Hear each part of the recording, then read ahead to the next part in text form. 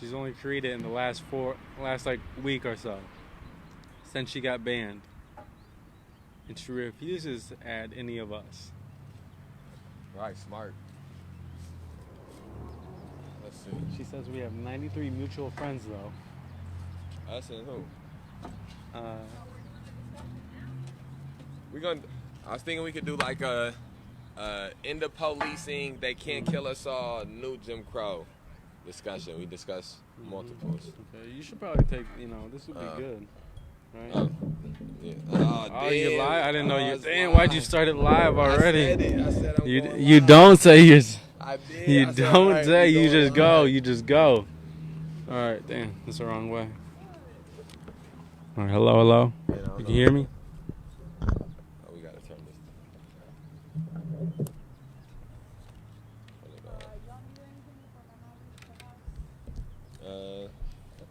No. I think we're good. Rabbit, you need anything? Grab something to drink. For sure. All right, now you're not. Maybe I'll scoot over a little bit. All right, anybody watching? How does this sound if you're watching? It sound all right? You gonna check? All right, we got Rabbit gonna check it out. You want to scoot over a little bit? Yeah. Get you in frame. Get you more in frame. Yeah. There we go. I think I should be up there. Oh, then this should work. I have to talk up a little bit more though. Okay, so what's up, Rabbit? Let me know. Camera needs to move a little. Camera need to move up a little bit. No, Ari's good. I was about Ari to say, good? maybe if you just You move in? let you move a little bit to the right.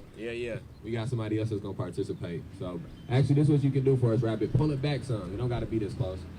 Oh, Rabbit got to get in here Rabbit, too. let Rabbit do it. Reparations. Yeah, facts. No. Okay, so while Rabbit's doing that, while we get in the set situated, we do have 3. There's another chair right there. What? Is it right, the one directly? Okay. So the first. Go ahead. The first book that we read was. Oh yeah. Why you sit behind us like that? We can move over. Yeah, he was moving it back so you could sit like Yeah. across or next. Not across, next to. I thought this was just the. No, I mean we're not saying that your decision was wrong. You we're made just wondering if you are happy with your decision. Yeah, so we just want to make sure that you are doing what you want. I support you in your decision. Yes, 100%. In any decision that you want to make. So would you like to stay like that, or would you like more space? Oh, now you gotta turn it. You gotta turn Oh it. no, Rabbit, what's happening? You got look at the tree. Okay, so now I feel like I should scoot over. But also I don't want There to. you go. Oh, See? wait, now it's a little That's too too far. much. Now That's it's too a little much. too That's far. too much. Center in a picture. Mhm. Center in a picture. Oh, there we go. There we go. Stop saying centering. Yeah. Stop saying centering. Oh, I can't say the word centering. Do you want me to scoot over? Do you want both of us to scoot over a little bit? No. Do you want to go to his side? Okay, so yes. I'm not right It's now. actually the heat. So this is really Ari who wants things to be moved. Well, I was real confined, I was real confined right here. I'm good now. Oh no, you want a man spread? No, I don't. It's my I remember the legs. first time I heard about what man spreading was. I was like, oh no. See, my legs had to be. My legs I had no longer to can sit freely. See, we're both sitting the same way right now. Yeah, because I had to stop man sitting or whatever. No, look, my legs are the angle that you sit at. See, they Yeah, really see, close. we're good. Yeah, we're yeah. both the same. We We're both the not same. doing Yeah, it. we're both the same. Yeah. Yeah. No manscape. Is that manscaping? No, that's Something different. manscaping is something different. Okay. We're not gonna get into it on this page. Yeah, let's get back on track. Okay. Okay. So, Nope. Let's get back on track. Can you hear? Can you hear her? Can you hear that lady? Can you hear that This lady? I think we were just gonna pass this mic back and forth. Okay. It's a melanin mic. Okay. Just pass it back and forth. No. Well, Ari gets Oh yeah, to Ari does got I guess a little bit keep of the whole setup because he is the most important person here. Oh no, okay, we gotta see. We're live on camera right now. What are you doing right now? Okay. We're live on. What are you doing right Jim now? Crow. This is the book that we started. Centering. This is the book that we started off the week reading. We read The New Jim Crow on Thursday by Michelle Alexander. On Friday, we read The End of Policing by Alex Vitale. And here we are Saturday afternoon, and we just got finished reading They Can't Kill Us All by Wesley Lowrey. And so right now we have, for anybody who doesn't know, we have the ongoing teaching and say their name square going on for the entirety of the month of April. For the entirety of the month, that's hot mics. For the entirety of the month of April. Every day we're going to have a different book that we read, and every week is going to have a different overall theme. The theme for this week was police terrorism, mass incarceration. So I'm just sharing. No, I'll pin it to the top too. Mm-hmm. And this is again, so we want people to come out and participate in the readings. We start reading each book at midnight, and we read it until 11:59 the following day, and then we at 11:59 the same day, and then on the following day we pick up and we start reading a different book. And then at 5:00 p.m. every day in the month of April, we will have group discussions about how the concepts and the things that are written in these pieces of literature interrelate with the issues that we're facing in Rockford and interrelate to the issues that we're facing as a nation in 2021. So we want to encourage people to come out and read. It doesn't have to be a certain amount that you read. You don't have to read in any type of specific caliber. We just want this to be all inclusive, and then we want to be able to have conversations. We're starting to build the May 30th Alliance Community Library here, so we're going to have books that people can come and pick up and read and then bring back. We want to encourage people to highlight things in the books and to have conversations about these books. So we're going to start that conversation and start that dialogue now. We got a few people behind us. That will also participate in the conversation. And then we got people in front of the camera that'll participate. And then we want anybody that's watching at home or watching wherever you at to also participate in the comments. And please come out, share this video. You've been facilitating the conversation, so we'll let you facilitate this one too. Okay. So we today, like he had said, we read The Can't Kill Us All, and I was really hoping Dinez would kind of stick around for this, but I'll pose the same type of question to you. This was to the both of you. This was a little bit different book because it was written by what is his actual job title? But a journalist. It was written by a journalist, and going through his different experiences in Ferguson and Charleston, and talked a little bit about Baltimore. But he also talked about how a lot of these media members, people in media, they can sometimes get into a thing where they feel entitled a little bit. They feel like they're the reason that the message gets out there, and without the media members, that the message wouldn't get out there. That they are a vital, crucial part. What is your thought on the media's role in the terms of, I don't know if you want to call it the movement or in terms of things like that? When I went through and read this, the first time I read this, it was at the very beginning of everything happening last year. So it was after May 30th, but it was before July 31st, and arrest had taken place, and it was also before, in here one of the main things is with Ferguson was it became a media frenzy, and it became sort of a place that media members from all over the nation and independent journalists, everybody was sort of going there to be in the eye of the storm. And so on May 30th, that was sort of similar to what happened, but that just happened for that one day. But once we got to the City Market arrest, then we got towards more of the weeks, like Back to Blue was more like that. Like it was a bunch of different media members that were there after Back to Blue, and after people inboxing and asking for follow-up questions and things like that. And then even from that point forward, ever since then, there's been more of a sustained media presence. And for me personally, I was never adverse to the media, and part of that maybe because this was my first experience with some of the demonstrations and with some of the protests. So some of the culture that comes along with all of these things was foreign to me.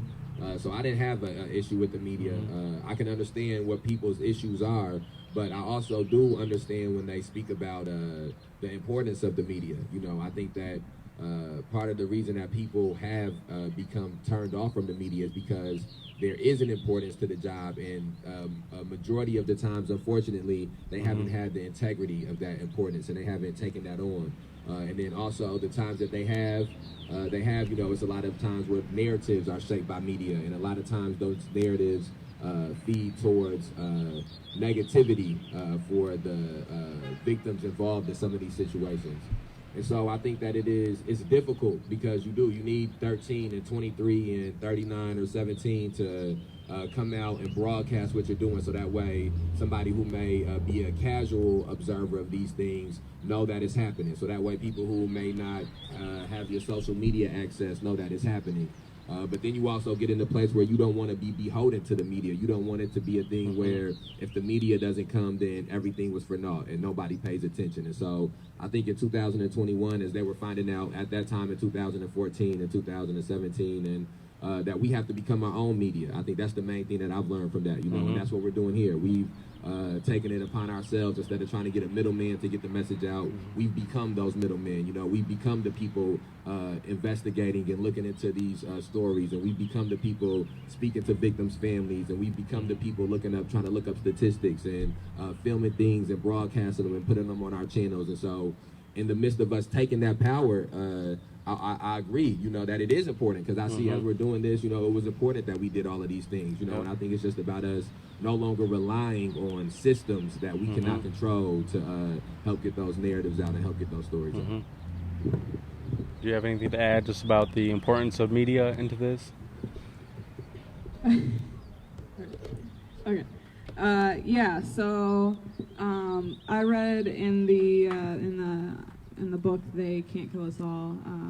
I read the afterword, and it actually had a small part in there about how people were under the assumption, or had the feeling that basically the protests and the activism and things of that nature had all fizzled out in 2016, but the reality is that so much of it was being overshadowed by the presidential election. The 2016 presidential election, and then every presidential election year is going to be huge news. All of the general election and the Democratic and Republican conventions, that's all going to be national news. Obviously, it's the president of the United States, so that's going to be dominating on headline stories and everything that's being reported on is going to be reflecting the presidential race that's going on. So, they're all under the assumption that that's just not going on anymore, because that's not what they were seeing. And so, similarly, how he was, talking about City Market, and as that relates, the first few City Markets, we weren't having no type of, media coverage like that. We weren't dominating headlines. We weren't in the paper. We weren't, none of that kind of stuff. And it wasn't until they started making arrests and it became this like juicy news story that we really started getting media coverage. And they, made it seem like there had been a rise in direct action or a rise in protest in the area, when in reality, there were still, for the first month, almost 2 months, it was weekly. It'd start out every other day, and then, it did get to a point where it was like maybe once a week or so, but for the first like month and a half, it was steady, at least one direct action, one protest, one march, something every single week. But it got to a point where, nobody's getting arrested. The police are just allowing them to either stand outside the courthouse or stand outside D1 and yell or scream or protest or chant or, do whatever it was that was going on. And then we'd all go home and that wasn't a good enough story for them, that we were advocating for change, and so it wouldn't make the news, or it may make the news but a real small little excerpt, or they may write an article on it but it may not actually go on the news segment that they air on TV. So a lot of people were kind of missing out on the fact that there was still movement, there was still protesting, there was still direct action, there was still advocating, there was still, activism, there was still a lot going on, but the media, whether or not they're reporting on it, whether or not they're speaking out about it, makes it seem like, if they're reporting, then there is stuff going on. If they're not reporting, then nothing's going on, when that's not really the reality of the situation. Is that we've been mobile for, throughout the summer, throughout the fall, a bit of a lull in the winter, but there was still an occupation. There was still, things going on. There was still protest for people who were victims of police brutality. It may have been few and far in between, but there was still things, even though it wasn't what they thought was good enough story to make the news. There was still a lot going on. So I think that their role is, going to sway public perception. A lot of the time, they're what the community feels like is going on. They're the go-between. They're the go-between between the events and the police, and the media is what people go to figure out what's going on. And if the media is not telling people that these things are going on, then people have no idea that it's going on, and they're not, paying any attention to it. But that's not, like I said, that's not the reality. We're still out here. We're still in the streets. We've talked a little bit about traditional media like 23 or 13, but what are your thoughts on the value of independent media, like independent photographers, or like Dinez or Albert or things like that? What are your thoughts on the value of independent media? We talked a little bit about how we need to build up our own platform, but just independent media in general. I think that it is, and it's in the same type of importance is there because of the independent thought that goes into independent media. One of the things that people who work in mass media, things, I don't know, is mass media considered in there? No, I feel like mass media is separate. But some of the things for people who work in like the more traditional routes of media, 23, 13, 17, R, Star, and things like that. I've been told before that, they didn't get sent somewhere. They weren't told to go to this. They weren't told to go to that. They don't always, the person that you see that's actually there on the ground because of how hierarchies work, they're not necessarily the person that decided for them to go there and be there on the ground. And so I think that because of the independent decision-making that somebody like Dinez can do is important. Because of the independent decision-making that somebody like Cheats can do, it's important. And the pictures are just as important as the videos or the podcasts or vlogs. I think over the summer at City Market, that may have been as powerful as the videos were. I think that it's an argument to be made that the pictures were more powerful. Some of the still shots that happened. We didn't really have a lot of. We had a few videos that sort of were big. The Back to Blue video has like 1 million views on YouTube. But the picture where somebody had their headset on, I remember that picture being everywhere for days. The picture of Cheeks that Rabbit had got. I remember that being everywhere. The pictures of Dana. I remember those being everywhere. And so I think that. Him being able to decide what he, wanted to go to take photos of was important. Him being able to not necessarily need a certain outlet to put them out on. The fact that we didn't have to, we get sometimes if it's our Star, we'll get like 12 of the pictures that, Scott gets, or or whoever gets, which is fine. There's no issue with that. But with Cheeks, he would have like a plethora of pictures, and they would just he would go through the photo album, and it would tell the story of what happened at City Market. Almost without even needing to see any type of words or needing to see the visual representation. And it did get to a point where, as it went on, where people it got normalized. The assaults and the arrests got normalized. So then 23 and 13 and 17 stopped being there as much, and then it became the mass media stopped being there as much, and towards the end, it was just all types of people with video cameras and with phones out, and all of these, random people. And so the independent media, took hold, and I don't know what you necessarily classify independent media as. To me, Neetha's independent media, and it's important for Neetha to be out there. For me, Cheeks is independent media. Tamir is independent media, and it's important, you're not freelance, so it's important for me, in my opinion, for as many people who can have phones and have video cameras to come out and to document these things, if for no other reason than, as we look back on the We Demand series, Nick pulled a lot of the things that he had from the independent media sources, so I think that the independent media, as long as we can continue with this, if the movement continues in the manner in which it is, DeRay started off as independent media. Alicia Garza and Sean King and all of these different people started off as independent media.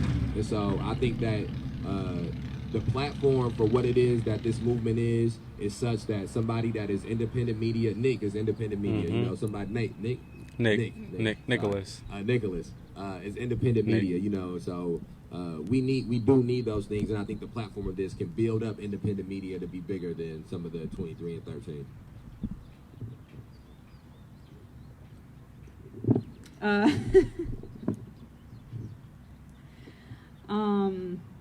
So I think it's incredibly important to have independent media, just because when those stories are being told, they're being told from a lot of these independent media personnel. They do support us. They do, they're out there. They believe in the message and what we have to say. But at the same time, they're not necessarily chanting. They're not necessarily heavily involved in organization. They're not necessarily having a hand in anything that's going on. They're very non-biased. They're very they just stand off to the side, they take pictures, they take video, they do what they have to do as independent media, and then afterwards, afterwards they, share that footage, or they share those videos or pictures, or, whatever the case is, they share that, and, like Leslie said, that it's able to tell a story and everything. The contrast is with independent media. They don't write articles. There is no, working with the police or speaking with the police to get their side of the story. Because, a lot of the time when you see in companies or media companies that they're writing a story, but the story and the source of the story is from the police. So they may be getting this footage, but then they're telling a story behind this footage that is an account that can be fabricated or misleading, that's coming from the police. And some of these videos, the media has even challenged police on the story that they've given. And for those people, I do commend you for that, because, it's easy to just say that your job is to take these pictures or take these videos and then interview somebody about what happened, and then write a story, and then that's the end of your day. That's your job. But to challenge the fact that, okay, well, this is what you're saying happened, but while we were there, we took a video, or before we came here, we watched a video that somebody else took, and we're seeing that doesn't necessarily match up with what you're saying, and so it's not matching up. It's not corroborating what you're saying has happened. So it's challenging the police, saying that we don't necessarily believe what you're trying to tell us happened. as a independent media personnel, they have no bias. They don't tell any story. They let the pictures tell the story. They post the pictures and the videos. You can see clearly, in videos, you can see clearly what's happening. And from that, if you're supportive, you're gonna say, well, this is basically just confirming what I already know to be true, that police are in the business of victimizing people, brutalizing people. If you're kind of on the fence about it, it may, sway you one way to just, without any context, look at this video and say, okay, well, I can see what's happening in this video and it doesn't look right. So anybody that's skeptical about police terrorism or police brutality or anything, to see a video, hard evidence, and say, okay, this is what happened here, then I think it's beneficial to them to not have any context, or to not have any one side interviewed, or not have any bias included with the pictures and videos that are posted. The other thing that I'll say about independent media is that they, just stick to firsthand account on the ground of what happened. So when a news station writes a story, some of the time for City Market, they actually came out and they were doing live feeds. But for any that they missed, or for any that they didn't have footage of, or whatever the case is, a lot of times when they go back and report on something, they don't try to find pictures or videos of the events. What they do is they take these people's mug shots and they post them up, and that's the thumbnail picture. That's what you see when you open the article, is this person's mug shot. And then they have a story detailing the police's account of what happened. So then, again, it's incredibly biased, whereas independent media, they don't do that same kind of thing. It's, here's a video, here's pictures from what happened, when it happened, and we'll let that, dictate what happened. They're detailing the actual event instead of criminalizing somebody, or detailing somebody's arrest and the account of what happened from the police.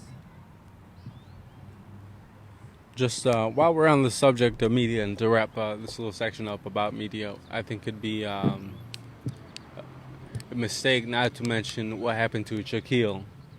Oh, yeah. What happened to Shaquille at one of the city markets. I've heard a little bit about it and gotten a little bit of stories, but do you have a more in-depth explanation of what exactly happened with Shaquille? Or a little bit more context or anything like that? More context. I sort of have the same context, and that's sort of my fault. I should have. Me and him have briefly talked about it, but most of the time we have. Shaquille is a reporter for the Rockford Register. Rockford Register Star. Yeah. It was he's written multiple pieces around the protest. I think probably most notably would be the cover story that they had. I think that's the proper word to use, but the cover story that they had for me. I don't know. I can't remember what month that came out. Maybe October. I think it came out while we were here. Yeah, it came out late. Came out while we were here. But at City Market, a story came out that was separate about. And to me, this is one of the things that I've spoken to multiple people about the demonstrations at City Market, about the protests at City Market.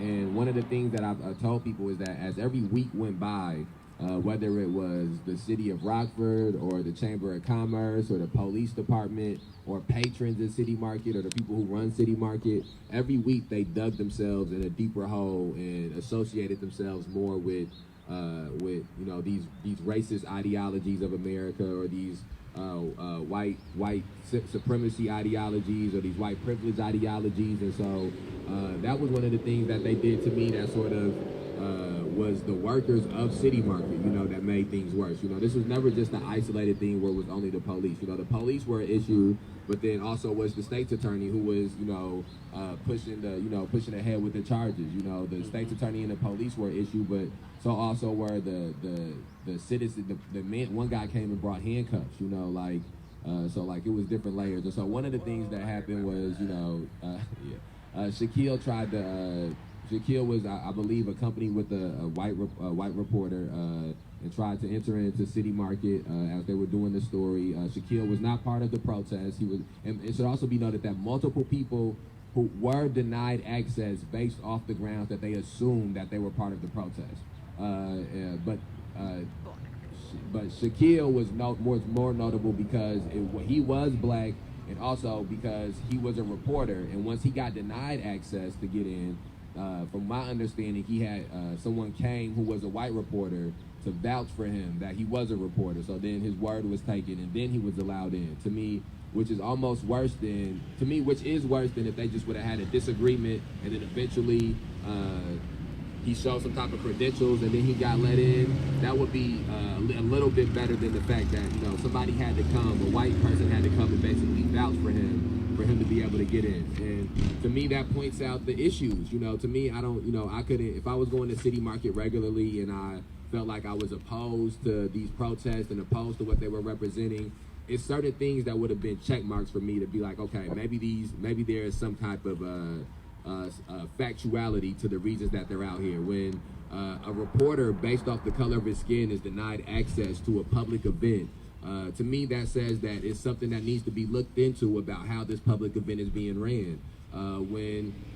When children are pepper sprayed at a public event, and the people who run the public event don't come out and condemn those actions, and they don't come out and say we're going to do things differently after those actions, to me that speaks to the fact that you need to look deeper into the people that are running these events, And so to me, that was another one of those points that just reminded me of the reason that we needed to be here and why being at City Market was important is because I think that it is a plethora of other events that could go on, that could even be ran by white people, where being black will not get you denied access just to enter in.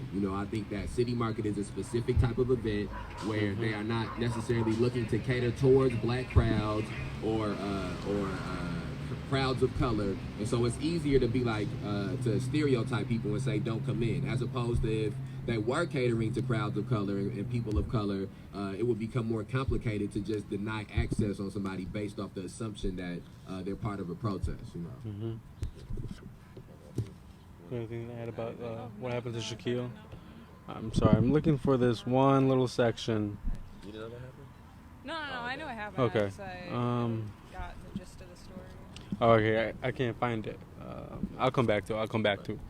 But he talks a lot about Ferguson, and a lot of times that stuff happened. I was 14, 15 years old when Trayvon Martin was murdered. I was 12 years old, but I remember my mother talking to me about it. I remember hearing about it. I remember watching the video of Eric Garner, but I was 14 years old, so I didn't really have no type of understanding about it. You're a little bit older than me. I'm not like a, yes. I didn't want to say that. But what was your understanding of it? Were you able to have more of an understanding of it as somebody who was? Yeah, I think for me, a lot of people talk about which specific incident or which specific event sort of were catalysts or their awakening moments.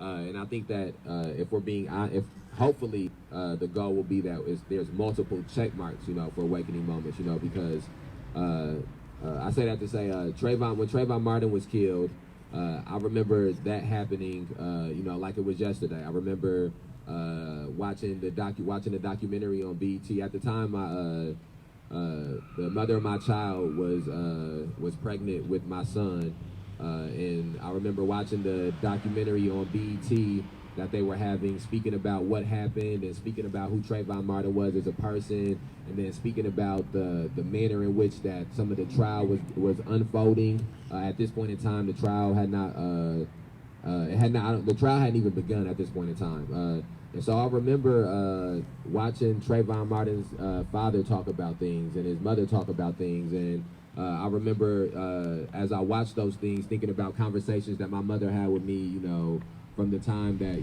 some of the earliest conversations I can remember is my mother telling me, don't have your pants sagging when you're out in public, don't wear a hood, over your head when you're out in public.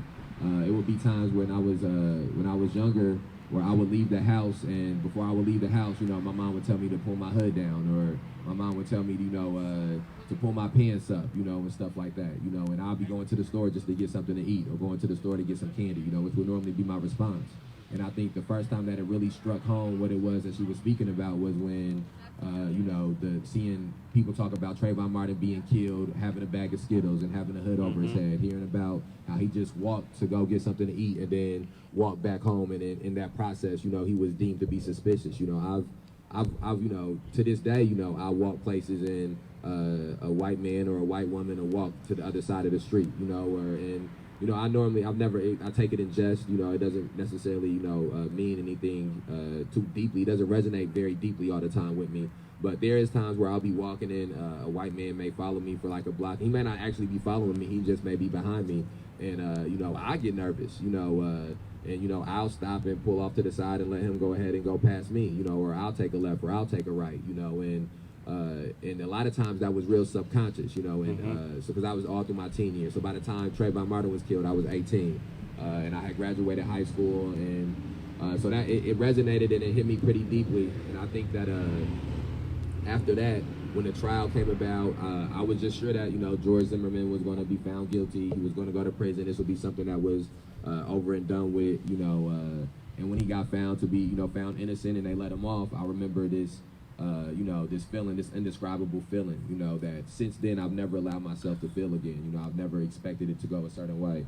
And I remember that day looking in, you know, seeing the things trending on Twitter and looking in. That was the day I found out who Oscar Grant was, you know. That was the day I found out about what happened at BART station. That was when I found out about, I'm going to pronounce the name wrong, in New York, Amadou Diallo. I'm messing it. Amadou Diallo. Yeah, New York. That's when I found out about that, you know. So, but then, you know, life goes on. You go back to regular life. You go back to living, and then I remember when Michael Brown got killed, and the chain of events of Michael Brown and Freddie Gray and Eric Garner and basketball players wearing the "I Can't Breathe." You know, I remember when, you know, LeBron James and Dwayne Wade in Miami wore the hands for Trayvon Martin. You know, and I remember Kobe Bryant saying, you know, he didn't want to come out and say what his opinion was on it yet until he knew more. You know, I remember the consciousness was raised. You know, and so. But the consciousness went back down, and then when Michael Brown and those things happened, the consciousness rose again, and people wore the, you know, "I Can't Breathe" shirts. You know, I remember being, you know, seeing Kobe in the "I Can't Breathe" shirt, you know, and thinking about how, you know, the consciousness being raised made it so that when Kobe said that, it was a backlash, you know, and he classified what he said, you know, but he stayed with a certain mindset. So when the next time it came around, he was there, you know, his consciousness was already there, you know, and so. And the same thing, Donald Sterling happened a little bit in that area too, you know, and so the consciousness was raised, you know, and musicians started making more songs about, you know, these things, and a couple movies came out more about these things. I think Michael B. Jordan got real big around that time. Yeah, the Fruitvale Station. You know, and so I remember being old enough to feel the consciousness being raised, but also knowing. Even though I was paying more attention to it, I wasn't more active. I wasn't getting more involved. So even though the consciousness was being raised in a sense, I hadn't got to the point where I was involved, you know. And then then when to bring it all the way to where we're at now, when George Floyd happened, I had already had all of these benchmarkers that had got me to a point where mentally I was prepared to do more. My consciousness had been raised to a point where wearing a T-shirt or posting online wasn't enough for me anymore. So I had to actively, you know, be there, you know. And the opportunity was presented from RYA having an actual demonstration and having a protest, you know. And that let me understand how important it is to continue to have the avenue for people to express themselves and to speak truth to power.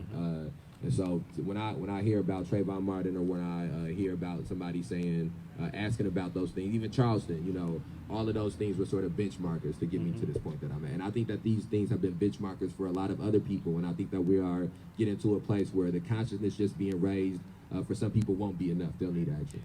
I remember just going always talking about sports figures. I remember I think it was Tavon Austin when he came out in the St. Louis Rams. At times there were St. Louis Rams. They came out with their hands up. I remember that being a big thing and that being a little bit of a controversial thing. I'm going to pass it to you real quick with the same type of question, but I wanted to read this first, this passage going back to this. Let's see. Okay, here we go. Let's see, let's read this one. Why did it take, this is from They Can't Kill Us All. Why did it take gripping images of police dogs and fire hoses for us to recognize the righteousness of the civil rights struggle of the 1950s and 60s? Why must a black man or woman's death be captured on video and played on loop on cable news for us to finally give credence to decades of declarations by black Americans that they were being brutalized by the police? Okay, so same type of kind of question is you're a couple of years older than me. What was talks a lot about what was your thoughts real time about Ferguson or about Charleston, about Eric Garner? What are your thoughts real time?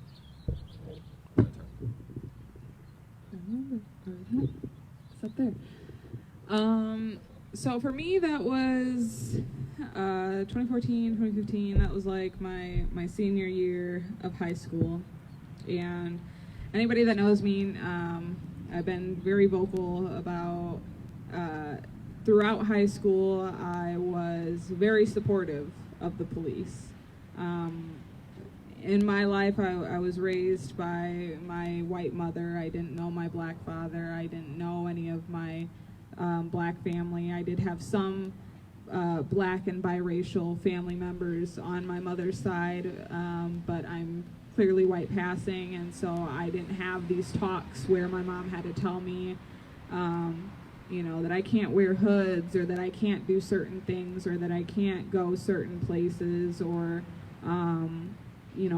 be out too late, or I can't do that stuff. If anything, I was told, that I couldn't do certain stuff because I'm a girl, but it was never because of race. Race wasn't an issue that held me back because I have the privilege of looking white. So throughout the course of my high school career, I was heavily involved in a good way, or I guess I wouldn't say a good way, but heavily involved with programs with the police, working with the police, training with the police, hanging out with the police. I was always, it was in their eyes a good connotation, and really what was happening was grooming and indoctrination, but I didn't understand that. I just thought that I was doing good, and that, hanging out with the police was good, and that the police are our friends, and, it's all fine and dandy. So, I didn't really...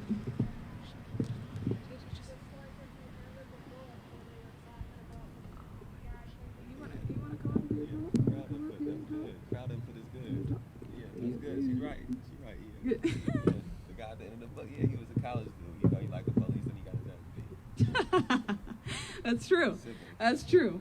That's true. But yeah, so I thought that I had a good relationship with them, and I was quote unquote staying out of trouble, and I was cool with them, and they were cool with me, and that was, I thought that was good. I would see instances of what I now know were police brutality, or what I now know was police terrorism, and I would try to rationalize them in the same way that you see a lot of, I don't want to compare myself, but a lot of like white supremacists, a lot of far right, a lot of police supporters and things like that. Oh wow, a lot of people like that would just look at something and just, oh, well, he should have done this. He shouldn't have ran. He shouldn't have. And that was very much my mindset of like, he tried to pull his pants up or something, while the officer was saying, let me see your hands. And so that's why he got shot, was he was just trying to, pull his pants up, and he shouldn't have tried to pull his pants up. And I was really, trying to rationalize these things, trying to justify these things in my head, because it was not my experience that the police would target people, or that the police would brutalize people for simply no reason. They indoctrinated in me that there's some reason that these people had to have given in order for them to be treated the way that they were treated. Damn, yeah, fix it. When the videos and the stories and everything came out about people like Philando Castile, Mike Brown, Alton Sterling, all of that, I was either finishing up high school or had come out of high school and had actually gone into the military. So for a period of time, I actually was very disconnected to media, and I wasn't allowed to have my phone actually when I went through basic, and so like I wasn't real connected with the outside world and what was going on. So that, again, whenever I'd see stories about that, I'd immediately, brush it off and You're okay. I'm sorry, I didn't know that you were. I didn't want to block you. I would just kind of brush it off, and I hadn't, again, had that experience where I felt like there were legitimate instances. I just thought that, these were isolated incidents that people were inflating, and that they weren't serious issues. And my... Hello. All right, so... Okay, my radicalization actually happened over time. You see that light? The light. Oh yeah.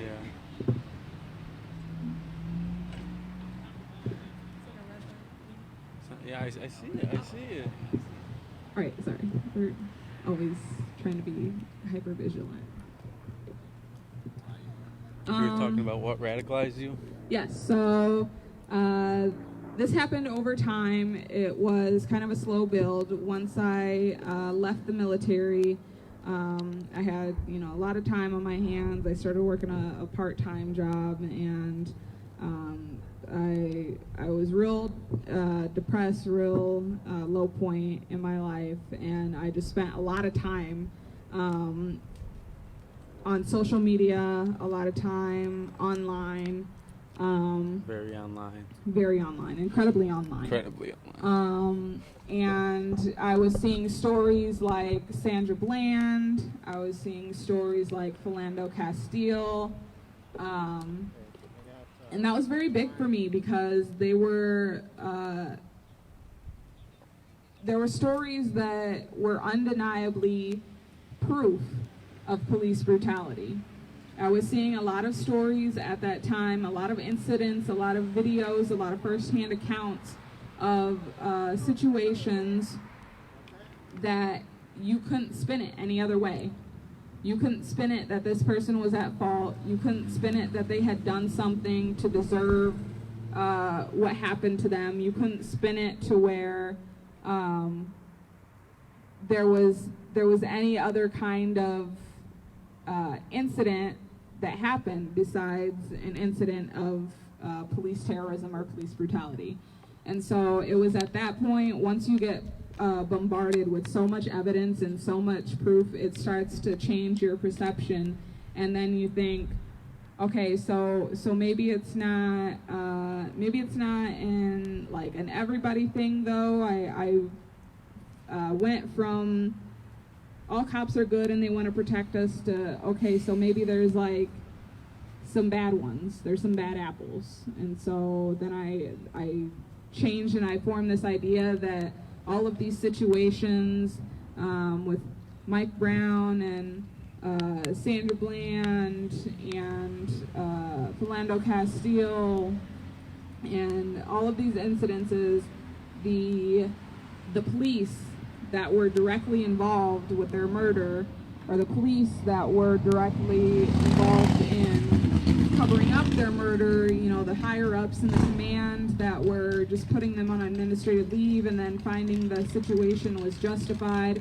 I thought, okay, so these are bad cops, and then all of the rest of the cops are good, though. I thought, there's cops here that I'm friends with. We're friends on Facebook, and we're cool, and you know, they've always been nice to me. And so there's some good cops, but also there's some bad cops. So I got to that point in my life, and then over the course again of, you know, a few years, that happened, you know, back in like 2016 time. Over the course of the next few years and the next, you know, incidences of police brutality, of I believe Tatiana Jefferson. This is a story, I believe she had like come out or something. They had called to do like a welfare check, and she came to the door, or she came outside or whatever to check to see who was around her house, and they ended up like shooting her. And I'm like, she was literally just in her own house. She was just in her own house. And then there were stories about people that were not necessarily killed by the police, but brutalized by the police, people who were wrongfully arrested by the police, people who, you know, were just living while black, walking while black, shopping while black, you know, just doing normal things that any non-black person, it's perfectly acceptable for them to be able to do in society, but they were doing it while black. So, you know, over the course of like seeing more of that, over the course of even after in this last like 10 months or so, since actually, wow, 11 months since George Floyd was killed, I've done, you know, I've had a lot of education, I've had a lot of reflection. Even towards the beginning of this, when I went out, I was like, okay, so it's not some good cops and some bad cops. We have like 2 good cops, and like the rest are bad. And then it just like, it got to the point where I was arrested at a couple of the city markets, and after the first arrest, I had actually been messaged by one of them, and this officer claims that, you know, he was sorry about what happened, and that he felt like he was different, and had he had been there, that things would have been different, and the situation wouldn't have gotten as out of control as it had gotten. Well, the next week I was carried away right past him, hogtied and carried right past him at City Market, and things were not different. Things were a lot worse. So then it became even more apparent to me, you know, slowly over time, and even after I had already gotten into playing this, I wouldn't say huge part in it, but getting arrested is obviously a very big thing. Getting arrested as part of a protest is a very big thing. It's not, you know, nothing. So it's a very traumatic thing. Yeah, it's a very traumatic thing. Every time you're in handcuffs, it's a very traumatic thing. Or anytime you see your friends in handcuffs, it's a very traumatic thing. Yes, anytime there's violence, and there's your movement is restricted, and you know, you feel like you're doing the right thing, you feel like you're standing up for the right thing, and there are, you know, big-ass, grown-ass men who are tying you down and saying, no, you're wrong. And so it's a big thing. And so even as I'm, you know, having this very big thing happen to me, or, you know, playing the people that I got arrested, we all played a large part in the movement, and showing examples of just exactly what we're talking about when we talk about police brutality, and we talk about suppression, and we talk about oppression. We're, you know, living examples of that. So I think that anybody who has been arrested, not just myself, but I think anybody who has been a part of this that's been arrested has played a very big role in exemplifying that. And so, you know, even as me getting into playing this big role, I'm like still learning that, like, okay, so now we're like base ground, all police officers, like, they suck. They suck. They're not good. They're not, you know, trying to look out for you. They're not, you know, that you don't get any special treatment because you know a couple of police officers still got arrested. It didn't matter. And so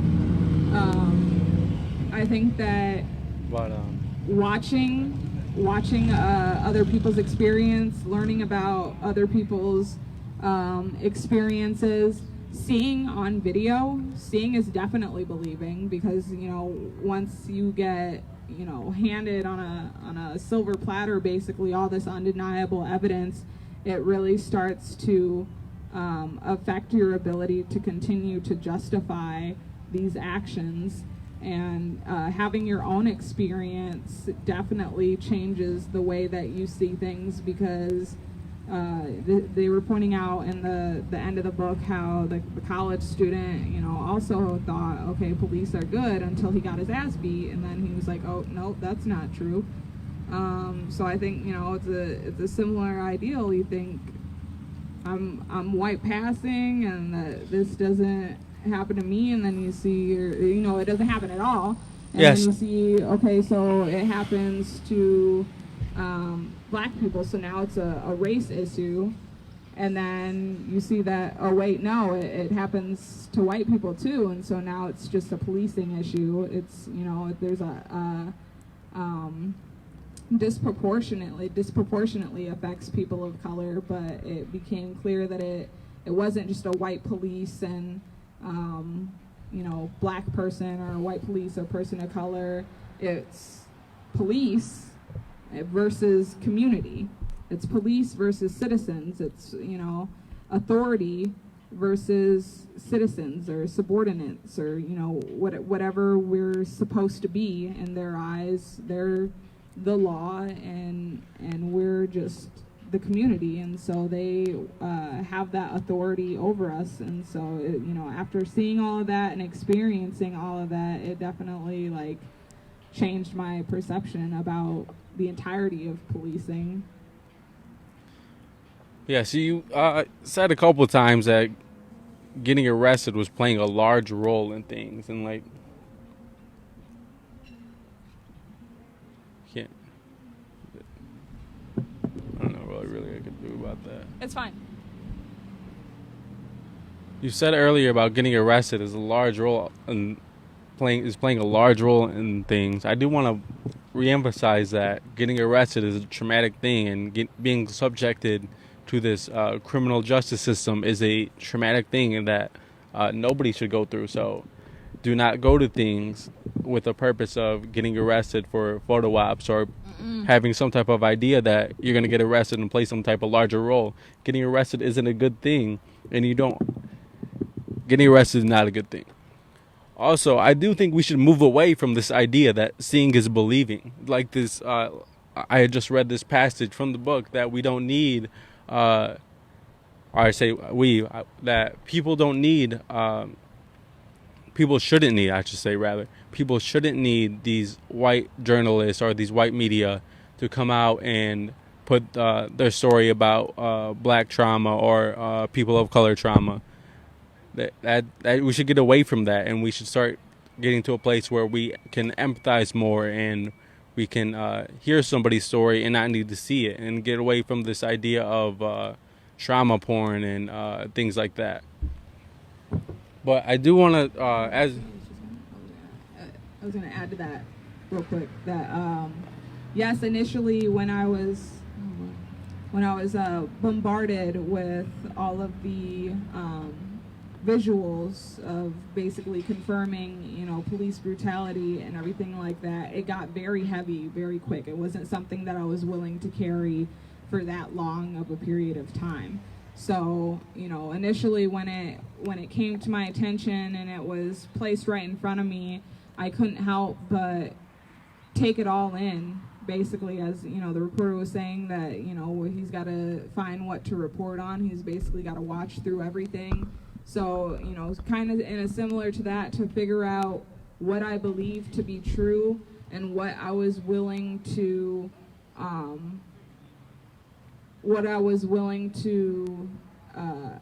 allow to change my perception. I felt like I kind of had to watch these videos to get to a place where I couldn't deny it. But that place, I got to that place very quickly. So quickly, in fact, that I had to stop. And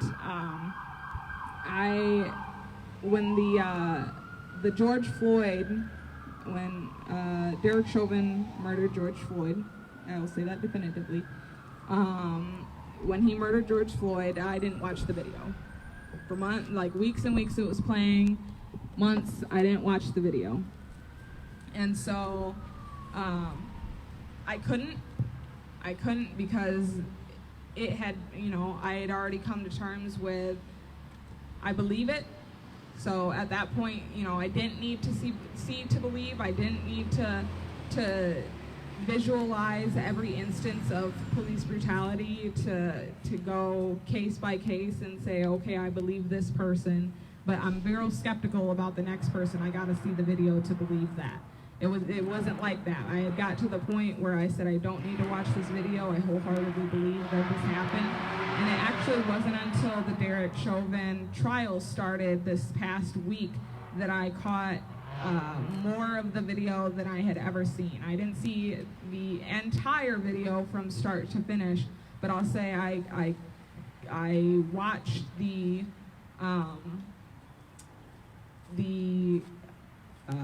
most important part, I guess, the 8 minutes and 46 seconds. I watched that. I didn't see, the before or the after, but I watched more of the video than I had seen before, and it just confirmed everything. It really put in perspective. Like, I understand why this started the movement that it did. I understand why, people were as upset about this as they were, and I was upset about it, and I hadn't watched the video. I just knew that he had murdered him, and that he was the reason why George Floyd isn't here anymore, and that the only thing he had alleged was that he tried to pass off a counterfeit $20 bill, and that wasn't worth taking somebody's life over. He was already in handcuffs. He didn't need to be murdered like that. And so I had found myself in a place where I said, you know what, I believe it. I don't need to see the video, but I believe it.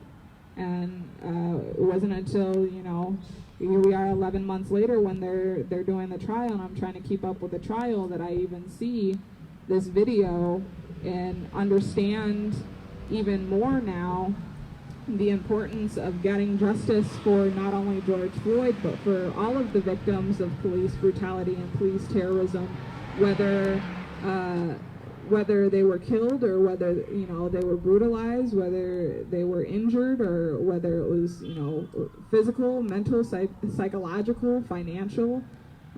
Getting justice for all of the victims.